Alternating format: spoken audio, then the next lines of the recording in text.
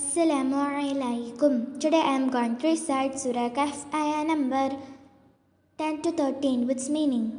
A'udhu billahi minash shaytanir rajim.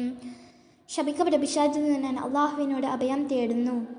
ബിസ്മില്ലാഹിർ റഹ്മാനിർ റഹീം. പരമകാരുണികനും കരുണാനിധിയുമായ അള്ളാഹുവിൻ്റെ നാമത്തിൽ. إذ أوى الفتية إلى الكهف فقالوا ربنا آتنا من لدنك رحمة وهيئ لنا من أمرنا رشدا. ആ യുവാക്കൾ ഗുഹയിലേക്ക് ചെന്ന് അഭയം പ്രാപിച്ചപ്പോൾ അവർ പറഞ്ഞു, ഞങ്ങളുടെ റബ്ബേ, ഞങ്ങൾക്ക് നിന്റെ പക്കൽ നിന്ന് കാരുണ്യം നൽകണമേ. ഞങ്ങളുടെ കാര്യത്തിൽ നീ ഞങ്ങൾക്ക് നേർമാർഗം സജ്ജമാക്കി തരുകയും ചെയ്യണമേ. فضربنا على آذانهم في الكهف سنين عددا.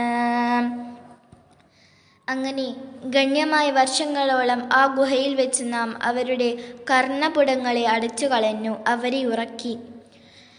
ثم بعثناهم لنعلم أي الحزبين أحصى لما لبثوا أمدا. പിന്നെ രണ്ട് കക്ഷികളിൽ ഏതാണ് അവർ താമസിച്ചു കഴിഞ്ഞ കാലത്തെ തിട്ടപ്പെടുത്തിയതെന്ന് അറിയുവാനായി നാം അവരെ എഴുന്നേൽപ്പിച്ചു. نحن نقص عليك نبأهم بالحق إنهم فتية آمنوا بربهم وزدناهم هدى.